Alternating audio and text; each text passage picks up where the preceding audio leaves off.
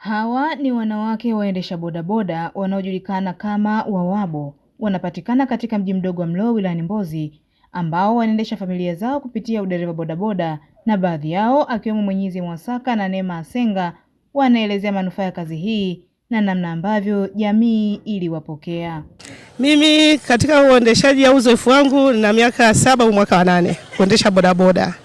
Kwa kweli nilivyoanza hii kazi yangu, jamii kwa kweli kwanza walishangaa, maana sasa hizi mpaka miaka 8 ni mama mwenye familia na mume na watoto. Kwao wakaona sasa inakueje, na bodaboda nimeanza kuendesha na watoto 3. Nilivyoanza kuendesha bodaboda kweli walishangaa, lakini bodaboda imenipa manufaa. Kama mimi nilikuwa na bodaboda nyingine, baada ya kufanya kazi ya kuendesha bodaboda nikanunua bodaboda nyingine, nikaajiri na mimi bodaboda mwingine. Kwa hiyo naweza nikasema bodaboda kiujumla ina faida kubwa kwangu mimi. Imenufaisha, inanisaidia watoto, kulea familia. Kwa mpaka saizi mnavyoniona, saizi naelekea miaka 50, lakini bado mnaniona vipi? Bado naendelea kupambana. Mimi hadi familia walianza kuona kama nimekuwa muuni.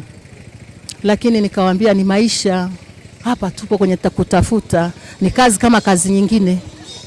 Umeona? Maana yake sasa siku zinavyozidi kwenda wanaona kweli uko busy na kazi, maisha yako yanaenda, familia. Sio kwamba tunaendesha bodaboda hatuna familia, tuna waume zetu, tuna watoto wengine. Umeona? Maana yake sasa wanaona familia inaenda, unaendesha familia, wanakula, wanasoma, unajenga. Bodaboda hizi kila palipo na mafanikio hapakosi changamoto, na hapa wanaelezea baadhi ya changamoto wanazokutana nazo na namna ambavyo wanakabiliana nazo. Changamoto niliyowahi kutana nayo ambayo kubwa kuliko kwenye eka zangu za dereva bodaboda ni kipindi nikiwa na ujauzito wa wanangu kina wawili. Maana hiyo nilikuwa mbishi mno. Hatua za mwisho mume wangu ilibidi aninyang'anye bodaboda akaificha. Mwisho wa siku ikatokea kuna rafiki yetu ndani ya kikundi, mdogo wake alikuwa na send off.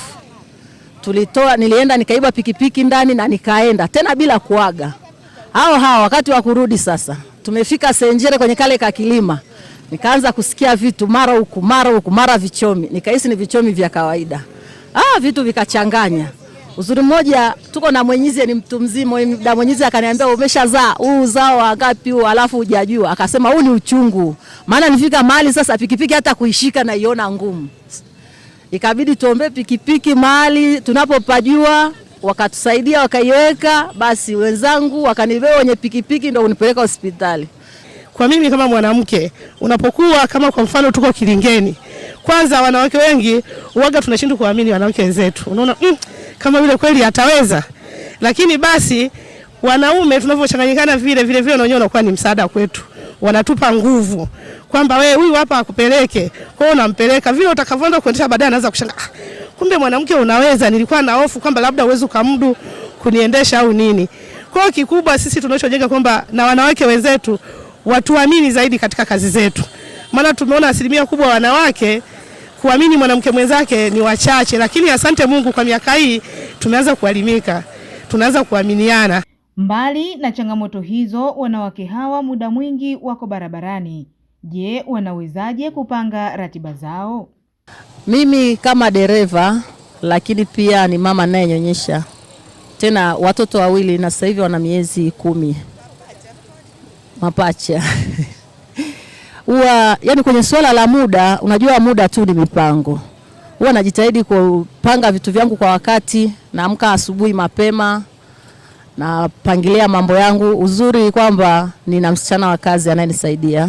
Sasa kuna yale mambo ya muhimu ambayo ndio huwa nayaweka clear, kumuelekeza na nini, vyakula vya watoto ninavyoona hawezi kupika na viandaa kabisa, ndio nakuwa natoka. Ambavyo naweza nikapangilia ratiba yangu kwamba asubuhi kama mama kuna majukumu natakiwa nifanye kama mama wa nyumbani. Kwa hiyo ninawahi kama kazi nyingine ambavyo unaweza kuwahi kazini au unaenda ni ofisini. Kwa hiyo unavyopangilia muda wako wa kazi ndivyo tunavyopangilia. Kwa hiyo utakuta mambo yote yanaenda familia, ukifika pale hawana shida yoyote. Mume anajua kabisa mke wangu naye ameenda kazini. Kwa hiyo kila kitu kinaenda vizuri tu. Nao abiria akiwemo Marieta Masawe na Asoni Nzoa wanaeleza sababu za kutumia madereva wanawake. Mimi kwa kweli napenda kupanda bodaboda anayoendesha mwanamke mwenzangu kwa sababu napenda jinsi kwanza yani napenda anavyojiamini kwanza, nakuwa na yani mimi mwenyewe nakuwa najiamini, kwa sababu mwanamke anajiamini, ana ule uoga fulani yani barabarani, tofauti na mwanaume. Imeshatokea kwamba wanawake kupata ajali ni mara chache sana. Neema Anisoni ni mwenyekiti wa kikundi hiki cha bodaboda, anaelezea malengo na shughuli anazozifanya kupitia kikundi hiki, huku afisa maendeleo ya jamii wilaya Mbozi Daniel Tweve akielezea namna ambavyo watawashika mkono makundi ya aina hii. Ni kuamua kizazi kinachofuata, watoto wa kike, kuwajengea ujasiri, yani kuaminisha kwamba wanawake tunaweza. Kwa vile tunavyoendesha na wenyewe watoto wa kike kuna vitu wanachukua kwetu. Kwa hiyo na wenyewe kama walikuwa waoga lakini wanapata ujasiri, kwa sababu tayari tumeshaanza kuwaona. Wengi tunakuta huko wako na watu wao wanafundishana bodaboda kuendesha, tunajua hii ni hatua. Kwa sababu akimfundisha leo, kesho kutwa ataingia mwenyewe barabarani akiona maisha yamemchapa. Kwa hiyo hatutamani kuona vile wanavyofanya, wanakuwa wafanyakazi wa ndani, mara wanajitangaza kwenye magari humo wanapouza sabuni wao ndio wananengua, wanavaa nguo uchi, vile hatutaki. Tunatamani watoto wa kike wajue kufanya kazi hata kama ni ngumu. Nje na bodaboda zetu, shughuli zingine zinazofanyika kikundi sasa ndo hizo shughuli za kusherehesha. Yaani ukiwa na harusi, send off, chicken party na vitu vingine. Sisi kama wanawake waendesha bodaboda tunakupambia hiyo shughuli.